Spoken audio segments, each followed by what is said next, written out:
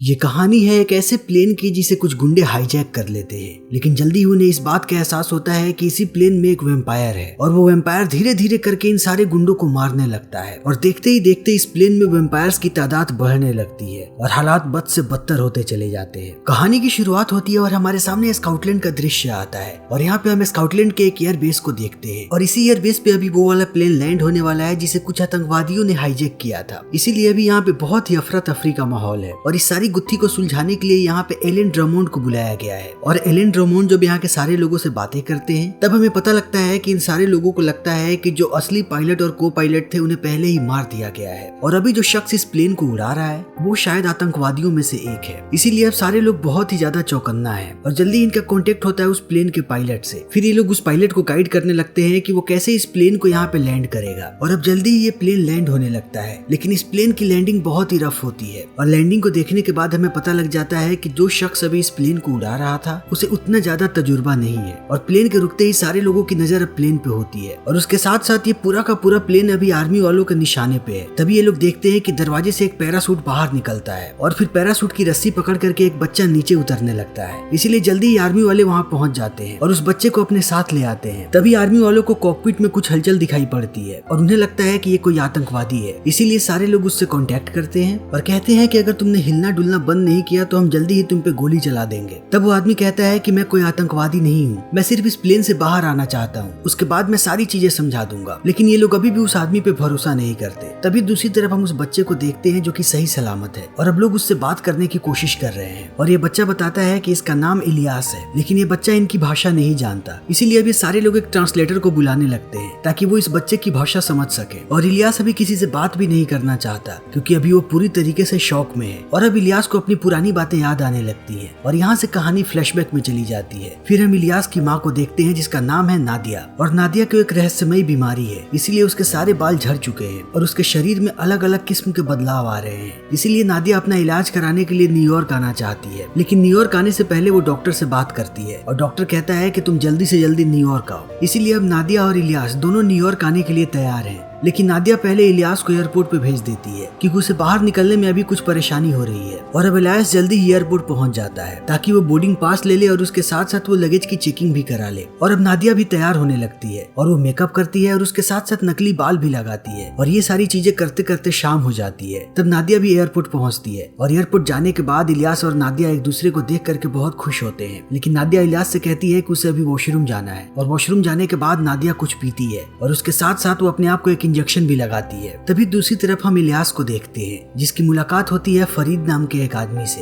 और इन दोनों में अच्छी दोस्ती हो जाती है। तभी वहाँ पे नादिया भी आ जाती है और अब इनके फ्लाइट का वक्त हो चुका है, इसीलिए अब सारे लोग फ्लाइट के अंदर चले जाते हैं और फ्लाइट भी टेक ऑफ के लिए तैयार है। और अब एयर होस्टेस को पायलट से बात करती है। इनके को पायलट का नाम है बेस्टियन और बेस्टियन एयर होस्टेस को बताता है कि हम उड़ान के लिए तैयार हैं। तभी एयर होस्टेस आती है 8 बॉल के पास। 8 बॉल भी इस क्रू का मेंबर है और वो कहती है कि वो सारे पैसेंजर्स का ध्यान रखे और इसके इतना कहते ही ये प्लेन टेक ऑफ कर जाती है और अब ये प्लेन जर्मनी से न्यूयॉर्क के लिए निकल पड़ती है। लेकिन हम रास्ते में देखते हैं कि नादिया की तबीयत फिर से खराब हो रही है, इसीलिए वो बार बार वॉशरूम जाती है और थोड़ी देर के बाद जब वो वॉशरूम से वापस आती है तब वो अपनी डायरी में कुछ लिखने लगती है और इसी समय नादिया डायरी में अपने परिवार की तस्वीर को देखती है और इस तस्वीर में नादिया का पति भी होता है। इसीलिए अब नादिया उस समय को याद करने लगती है जब वो अपने पति के साथ थी और वो अपने पति के साथ छुट्टियां मनाने गई हुई थी और उस समय इलियास बहुत ही छोटा था। लेकिन जब ये लोग छुट्टियां मना करके आ रहे थे तभी रास्ते में इनकी गाड़ी खराब हो गई। इसीलिए नादिया के पति ने इन लोगों को गाड़ी में रहने के लिए कहा और वो खुद मदद लाने के लिए गाड़ी से दूर चला गया। लेकिन फ्लैशबैक की कहानी यहीं पे रुक जाती है और नादिया देखती है कि 8 बॉल एक आदमी को खींच करके साइड में लेकर के जा रहा है और ये आदमी एक मार्शल है। और 8 बॉल जैसे ही इस आदमी को साइड में लेकर के जाता है वो अपने पास से एक चाकू निकालता है और उस आदमी पे चाकू तान देता है और कहता है कि मुझे अभी के अभी बताओ कि बाकी मार्शल्स कहाँ हैं। और वो आदमी डर करके बता देता है, लेकिन इस आदमी के बताते ही 8 बॉल इस आदमी को मार देता है और ये लोग पहुंचते हैं दूसरे और तीसरे मार्शल के पास और उन्हें भी मार देते हैं। और 8 बॉल इन सारे लोगों को बहुत ही बेरहमी के साथ मारता है, इसीलिए उसके पूरे शरीर पे खून लग जाता है। और अब हम यहीं पे इनके मुखिया को देखते हैं जिसका नाम है बर्ग। और अब 8 बॉल सारे पैसेंजर्स को बताता है कि इस प्लेन को हाईजैक कर लिया गया है, इसलिए जो जहाँ है वहीं बैठा रहे और सारे लोग बहुत ही ज्यादा डर जाते हैं। तभी बर्ग पहुंचता है कॉकपिट में और वो देखता है कि बेस्टियन ने पायलट को भी मार दिया है। इसीलिए अब सारे लोग बहुत ही ज्यादा डर चुके हैं और इलियास भी। इसीलिए इलियास पास में पड़ी एक मैगजीन को देखने लगता है ताकि वो पता लगा सके कि इस प्लेन में कहाँ पे छुपा जा सकता है, क्योंकि इन लोगों ने अभी इस प्लेन की दिशा को मोड़ दिया है और अब ये प्लेन न्यूयॉर्क नहीं जा रहा। इसीलिए इलियास नहीं चाहता कि उसकी माँ की तबीयत और भी ज्यादा खराब हो, क्योंकि उसकी माँ धूप बर्दाश्त नहीं कर सकती। इसीलिए इलियास को एक जगह के बारे में पता लगता है और इलियास भाग करके उस जगह पे जाने लगता है, लेकिन ये लोग इलियास को भागते हुए देख लेते हैं। इसीलिए नादिया भी इलियास के पीछे भागती है ताकि वो उसे बचा सके। तभी एक आदमी नादिया को बहुत सारी गोलियां मार देता है और नादिया वहीं पे गिर जाती है और नादिया के गिरते ही ये लोग इलियास को पकड़ लेते हैं और उसे वापस ला करके अपनी सीट पे बांध देते हैं। तभी बर्ग आता है 8 बॉल के पास और वो उस पर बहुत ही ज्यादा गुस्सा करता है और कहता है कि हमें किसी भी पैसेंजर को नहीं मारना, इसीलिए तुम आगे से ऐसा नहीं करोगे। और इतना कहने के बाद बर्ग बाहर आता है और वो सबको बताने लगता है कि अगर किसी ने भी चालाकी की तो उसकी भी यही हालत होगी जो हालत इस औरत की हुई है। तभी हम वापस से नादिया को देखते हैं और कहानी एक बार फिर से फ्लैशबैक में जाती है, जब हम नादिया और इलियास को गाड़ी में इंतजार करते हुए देखते हैं और नादिया के पति को गए हुए यहाँ से बहुत वक्त हो चुका है। इसीलिए नादिया भी अपने पति को ढूंढने के लिए बाहर निकलती है और वो उसके पैरों के निशान का पीछा करने लगती है और पीछा करते करते वो पहुंचती है एक वीरान से घर में। लेकिन जैसे ही वो घर के अंदर दाखिल होती है उसे खून के कुछ धब्बे नजर आते हैं और उन धब्बों का पीछा करते करते वो और भी अंदर चली जाती है। तभी उसके सामने एक पिशाच आता है जो उसका पीछा करने लगता है और नादिया अपने आप को एक कमरे में बंद कर लेती है। तभी वो देखती है कि उसके सामने उसकी पति की लाश पड़ी हुई है और इस चीज को देख करके नादिया बहुत ही ज्यादा परेशान हो जाती है। तभी वो पिशाच खिड़की से अंदर आने लगता है। फिर जब नादिया उसे रोकने जाती है तभी वो पिशाच नादिया को काट लेता है और उसी समय सूरज निकल आता है और सूरज की रोशनी जैसे ही उस पिशाच पे पड़ती है वो पिशाच वहीं पे मर जाता है। और अब हम नादिया को फिर से प्लेन में देखते हैं जो कि एक बार फिर से जिंदा हो चुकी है और जिंदा होते ही नादिया की नजर पड़ती है हैच के दरवाजे पे, इसीलिए वो हैच के अंदर चली जाती है। तभी हम बर्ग को देखते हैं जो कि फरीद से एक संदेश रिकॉर्ड करवा रहा है। तभी आतंकवादियों के गिरोह का एक आदमी आता है नीचे हैच में और वो यहाँ के फ्यूल में कुछ केमिकल मिलाने लगता है ताकि वो लोग इस पूरे फ्लाइट को ब्लास्ट कर सके। लेकिन केमिकल मिलाने के बाद जैसे ही वो आदमी पीछे मुड़ता है उसकी नजर पड़ती है नादिया पे और नादिया उस पे हमला करके उसे मार देती है। तभी नादिया को बर्ग की आवाज सुनाई पड़ती है और बर्ग उस आदमी को ऊपर बुला रहा होता है। तभी नादिया देखती है कि उसका पूरा शरीर बदलने लगा है और उसके दांत भी बाहर आ रहे हैं क्योंकि नादिया ने अभी इंसानी खून को पिया है। इसीलिए नादिया अब अपने हुलिये को थोड़ा ठीक करती है और वो चुपचाप से फिर से ऊपर आ जाती है। तभी बर्ग अपने सारे आदमियों के साथ नीचे हैच में जाता है और वो अपने साथी की लाश को वहाँ पे देखता है और उसके साथ साथ उसे वहाँ पे एक कुत्ता भी नजर आता है क्योंकि नादिया ने उस कुत्ते को नीचे छोड़ा था ताकि सबको लगे कि उस आदमी को कुत्ते ने मारा है। लेकिन दूसरी तरफ नादिया ऊपर आ चुकी है और वो इलियास के पास जाती है और उसे लेकर के कॉकपिट में चली जाती है और फिर सारे पैसेंजर से पूछती है कि क्या यहाँ पे कोई है जो प्लेन उड़ा सकता है। फिर एक लड़का अपना हाथ खड़ा करता है और कहता है कि हाँ वो प्लेन उड़ा सकता है और नादिया उस लड़के को कॉकपिट में ले जाती है। तब तक फरीद सारे लोगों को शांत रहने के लिए कहता है। तभी हम दूसरी तरफ आतंकवादियों को देखते हैं जो कि प्लेन से कूदने के लिए तैयार है क्योंकि कूदने के बाद वो लोग इस पूरे प्लेन को ब्लास्ट कर देंगे। तभी नादिया उस लड़के को कहती है कि प्लेन को एक बार फिर से अमेरिका की तरफ मोड़ दो और वो लड़का कहता है कि ये प्लेन अभी ऑटो पायलट मोड में है। तभी इन लोगों की नजर पड़ती है आतंकवादियों पे और वो लड़का कहता है कि एक बार ये लोग नीचे कूद जाएं फिर हम लोग इस प्लेन को मोड़ेंगे। लेकिन नादिया गुस्सा हो जाती है और वो चिल्लाने लगती है उस लड़के पे और नादिया अभी बहुत ही भयानक लग रही होती है और वो इसी तरीके से उस लड़के को कहती है कि अभी कभी वो प्लेन अमेरिका की तरफ मोड़े।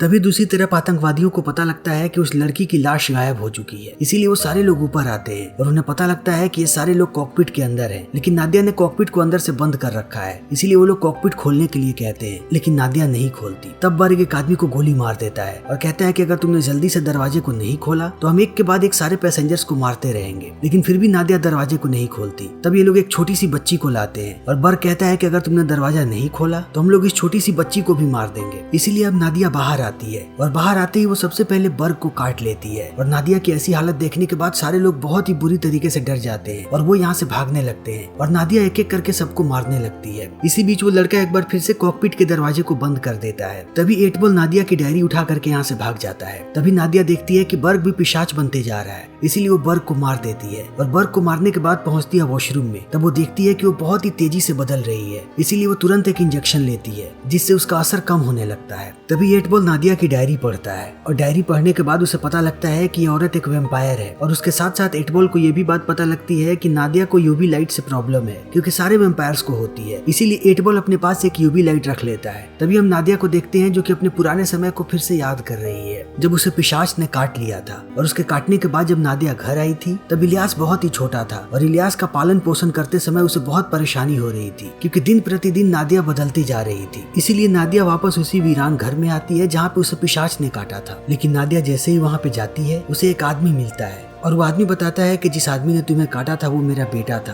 और मेरा बेटा तुम्हारी वजह से मरा है, इसीलिए वो नादिया पे हमला कर देता है। तभी हमारे सामने फिर से प्लेन का दृश्य आता है और हम 8 बॉल को देखते हैं जो कि एक नुकीला हथियार बना रहा है ताकि वो नादिया को मार सके। इसीलिए वो यूवी लाइट के साथ ऊपर आता है। तभी इलियास कॉकपिट से बाहर आ जाता है और वो वॉशरूम में जाता है अपनी माँ को बाहर निकालने के लिए। तब तक नादिया बेहोश हो चुकी होती है, लेकिन इलियास जैसे उसे बाहर निकालता है तभी यहाँ पे 8 बॉल आ जाता है अपने सारे लोगों के साथ और वो नादिया पे हमला करने लगता है। और नादिया के पास आने के बाद एक इंजेक्शन में उसका खून निकाल लेता है और फिर वो नादिया को मारने ही वाला होता है। तभी इलियास उस पे बंदूक तान देता है। फिर 8 बॉल धीरे धीरे इलियास के पास आता है और वो उससे बंदूक छीनने की कोशिश करने लगता है। इसी बीच गोली चल जाती है और प्लेन की एक खिड़की टूट जाती है और प्लेन में हवा का दबाव तेज हो जाता है। इसीलिए अब सारे लोग ऑक्सीजन लगा लेते हैं। तभी इन्हें पता लगता है कि अगर सारे लोगों ने ऑक्सीजन का इस्तेमाल किया तब पूरे प्लेन का 10 मिनट में सारा ऑक्सीजन खत्म हो जाएगा। और ये लोग ये बातें कर ही रहे होते हैं तभी नादिया एक बार फिर से होश में आ जाती है और वो बंदूक उठा करके 8 बॉल पे गोली चलाती है और 8 बॉल यहाँ से भाग जाता है। तब नादिया इलियास को फरीद के हवाले कर देती है। तभी इन्हें पता लगता है कि इनका पायलट मर चुका है क्योंकि उसे कॉकपिट में ऑक्सीजन नहीं मिल सका। इसीलिए अब नादिया 8 बॉल के पीछे हैच में जाती है और वो देखती है कि 8 बॉल एक बुलेट प्रूफ गाड़ी में बैठा है। फिर भी वो बार बार उस पर गोली चलाती है, लेकिन गोलियों का उस पर कोई भी असर नहीं होता और 8 बॉल समझ जाता है कि नादिया उसे मार देगी। इसीलिए वो नादिया के खून को अपने अंदर इंजेक्ट कर लेता है और धीरे धीरे वो बदलने लगता है। लेकिन नादिया उसे कैसे भी मारना चाहती है, इसीलिए वो कांच तोड़ती है और कांच तोड़ने के बाद वो गाड़ी के अंदर शराब गिरा करके आग लगा देती है और 8 बॉल का पूरा शरीर जल जाता है। तब तक बाकी आतंकवादी कॉकपिट में पहुंच चुके होते हैं और उनका अभी प्लेन पे पूरा कंट्रोल होता है। इसीलिए उन्हें पता लग जाता है कि हैच में आग लगी है। इसीलिए ये लोग जल्दी ही फायर एक्सटिंग्विशर को ऑन कर देते हैं और हैच का सारा आग बुझ जाता है। तब तक नादिया ऊपर आ जाती है और नादिया को देखने के बाद सारे लोग डर जाते हैं और उस पर हमला करने लगते हैं। लेकिन फरीद सबको समझाता है कि नादिया किसी को चोट नहीं पहुंचाना चाहती। तभी हम बाकी आतंकवादियों को देखते हैं जो कि हैच में जाते हैं और हैच में जाने के बाद वो देखते हैं कि 8 बॉल जिंदा है, लेकिन 8 बॉल अब पूरी तरीके से पिशाच बन चुका है। इसीलिए वो एक एक करके अपने ही सारे लोगों को मारने लगता है और वो सारे लोग भी पिशाच बनने लगते हैं और अब 8 बॉल जल्दी ही ऊपर आने लगता है और नादिया इस चीज को देख लेती है। इसीलिए नादिया भागती हुई दरवाजा बंद करने आती है और फरीद भी उसकी मदद करने आता है, लेकिन 8 बॉल फरीद को काट लेता है। तब तक नादिया 8 बॉल को बाहर करके दरवाजा बंद कर देती है। उसके साथ साथ वो जल्दी से फरीद का हाथ काट देती है ताकि खून उसके पूरे शरीर में ना फैले और वो पिशाच ना बन जाए। और अब इन सारी चीजों को देखने के बाद सारे लोग समझ जाते हैं कि नादिया एक अच्छी पिशाच है और वो किसी को भी चोट नहीं पहुंचाना चाहती। और अब नादिया अपने साथ बेस्टियन को भी लेकर के आती है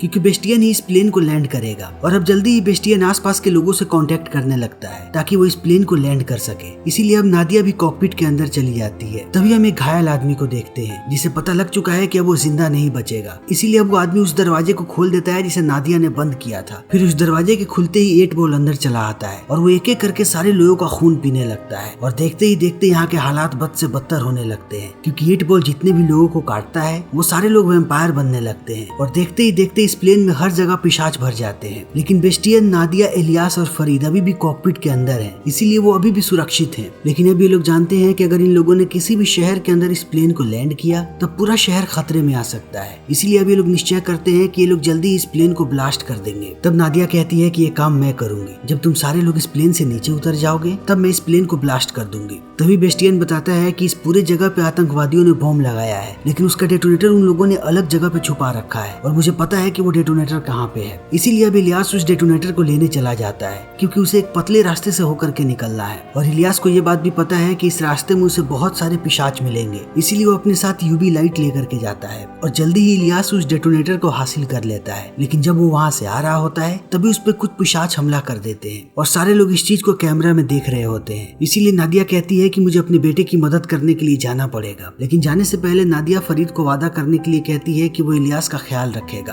और फरीद कहता है कि हाँ, मैं वादा करता हूँ। और फरीद के इतना कहते ही नादिया बेस्टियन को काट लेती है और फिर इलियास को बचाने के लिए निकल पड़ती है और वो देखती है कि इलियास पे बहुत सारे पिशाच हमला करने वाले हैं और यहाँ पे 8 बॉल भी है। इसीलिए नादिया 8 बॉल पे हमला कर देती है और इन दोनों के बीच लड़ाई होने लगती है। फिर जब इलियास देखता है कि 8 बॉल उसकी माँ को मारने वाला है तभी वो प्लेन का दरवाजा उड़ा देता है। उसके बाद पूरे प्लेन में हवा भर जाता है और नादिया 8 बॉल को दरवाजे से बाहर फेंक देती है। लेकिन तब तक नादिया बेहोश हो चुकी होती है क्योंकि उसे 8 बॉल ने काटा होता है। इसीलिए इलियास अब अपनी माँ को उठाने लगता है। तभी अचानक एक बार फिर से 8 बॉल इलियास पे हमला करने लगता है और फरीद इस चीज को देख लेता है। इसीलिए वो प्लेन को ऑटो पायलट मोड से हटाता है और प्लेन को घुमाने लगता है ताकि 8 बॉल पे सूर्य की किरण पड़ सके। और ऐसा ही होता है, जैसे ही 8 बॉल पे सूर्य की रोशनी पड़ती है 8 बॉल वहीं पे मर जाता है। लेकिन नादिया अभी भी होश में नहीं आती। इसीलिए नादिया को होश में लाने के लिए इलियास अपना हाथ काटता है और उसके मुंह में अपने खून के कुछ बूंदे गिराता है और नादिया उठ जाती है। लेकिन नादिया अपने आप को रोक रही होती है और वो इलियास के पास नहीं जाती और उससे दूर भागने लगती है क्योंकि उसे पता है कि अगर वो इलियास के पास गई तो वो कहीं शायद उसका खून पीने लगे। और अब हमारे सामने सामने एयरबेस का दृश्य आता है जब इलियास ट्रांसलेटर से कहता है कि उसे फरीद को बचाना है और फरीद अभी भी कॉकपिट में फंसा हुआ है, इसीलिए तुम लोगों को फरीद को बचाना पड़ेगा। लेकिन ट्रांसलेटर कहती है कि ये सब बिल्कुल भी आसान नहीं है। तब इलियास कहता है कि हमें शाम होने से पहले फरीद को बाहर निकालना पड़ेगा, वरना अगर एक बार शाम हो गई तब वो सारे पिशाच एक बार फिर से जग जाएंगे। लेकिन ये लोग इलियास की कोई बात नहीं सुनते और वो इलियास को बेहोश करने लगते हैं। तभी सारे आर्मी वाले फरीद से बात करने लगते हैं और फरीद कहता है कि मैं कोई आतंकवादी नहीं हूँ, लेकिन ये लोग उसकी एक नहीं सुनते और जल्दी ही आर्मी वाले प्लेन के अंदर घुसने की कोशिश करने लगते हैं। तब तक रात हो चुकी होती है, इसीलिए अब सारे के सारे पिशाच एक बार फिर से जग चुके हैं और अब सारे पिशाच सारे आर्मी वालों पे हमला कर देते हैं। तभी हम इलियास को देखते हैं जो कि चलती गाड़ी से कूद जाता है क्योंकि ये लोग इलियास को यहाँ से दूर लेकर के जा रहे होते हैं। फिर जल्दी ही इलियास पहुंचता है प्लेन के पास। तब तक आर्मी वालों ने फरीद को पकड़ लिया होता है और फरीद उन्हें समझाने की कोशिश कर रहा होता है कि वो आतंकवादी नहीं है, लेकिन उसकी कोई एक नहीं सुन रहा होता। तभी इलियास की नजर पड़ती है अपनी माँ पे और वो देखता है कि उसकी माँ एक आर्मी को खा रही है और वो बार बार अपनी माँ को रोकने की कोशिश करता है, लेकिन उसकी माँ नहीं रुकती और वो समझ जाता है कि उसने अपनी माँ को खो दिया है। इसीलिए इलियास अब उस डेटोनेटर को दबा देता है और पूरा का पूरा प्लेन उड़ जाता है और प्लेन के उड़ते ही इलियास भी बेहोश हो जाता है। तभी हम इलियास के सामने फरीद को देखते हैं और फरीद के पास आते ही इलियास एक बार फिर से जग जाता है और अब फरीद और इलियास गले मिलने लगते हैं और अब फरीद ताउम्र इलियास का ख्याल रखने वाला है क्योंकि उसने नादिया से वादा किया था। और ये फिल्म यहीं पे खत्म हो जाती है। दोस्तों, इस फिल्म का नाम था ब्लड रेड स्काई। तो इसी के साथ हमारी आज की ये वीडियो यहीं पे खत्म होती है। उम्मीद है कि आपको हमारी ये वीडियो पसंद आई होगी। अगर आपको हमारी ये वीडियो पसंद आई हो तो इसे लाइक करें, शेयर करें और चैनल को सब्सक्राइब करें। Thank you.